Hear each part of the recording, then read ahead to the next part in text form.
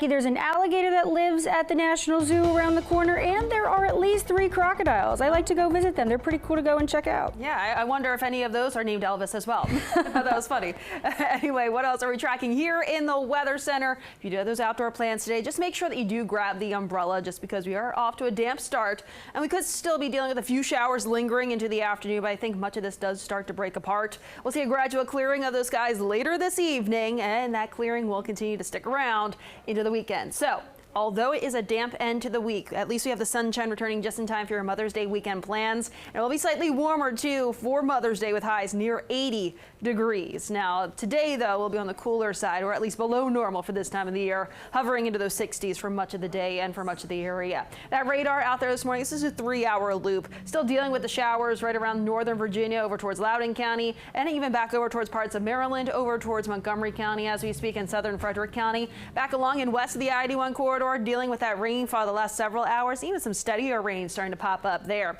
It's all from this low pressure system that's continuing to track its way north and east, and it will eventually slide its way into southern New England, impacting their weather as we look towards this weekend. But back here locally, since that moves out, we'll see drier conditions prevailing through the weekend. Visibility has been reduced though. We're seeing some areas of low visibility, especially out towards the Shenandoah Valley, like Woodstock, coming down to about a mile of visibility there. Luray about 7 miles, and also Hagerstown reduced now as that batch of rain is pushing through. And we're going to continue to see those scattered showers through at least midday today. I think right around noon we still have some of those showers pushing through, especially along the I-95 corridor. Those begin to break apart by the middle of the afternoon, closer towards 3 o'clock, but we still have the clouds around. Still could see that spot shower chance here and there, but I think later this evening it's looking pretty good for any of those outdoor plans you may have for your Friday evening and Friday night plans. So gradual clearing later on today. So again, for the Nats game, they're taking on the Cardinals at home here at Nats Park. We're talking about temperatures into those middle 60s at first pitch, likely mainly cloudy right around first pitch, and then eventually we see that partial clearing through the end of the game.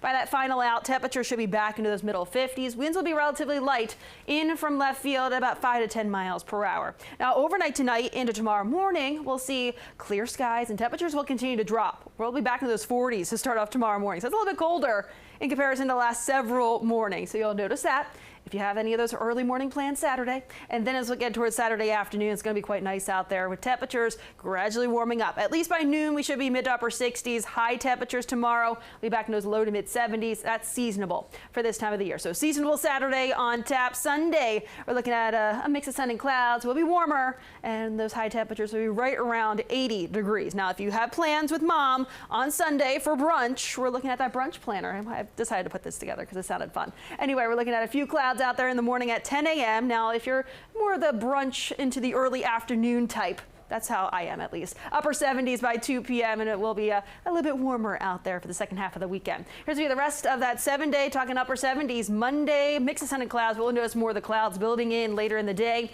Out of our next system, bringing with it scattered thunderstorms Tuesday. That still sticks around Wednesday, but at least we do see a warming trend. Lower 80s towards the latter half of that 7-day. All right, Jackie, thank you. Now let's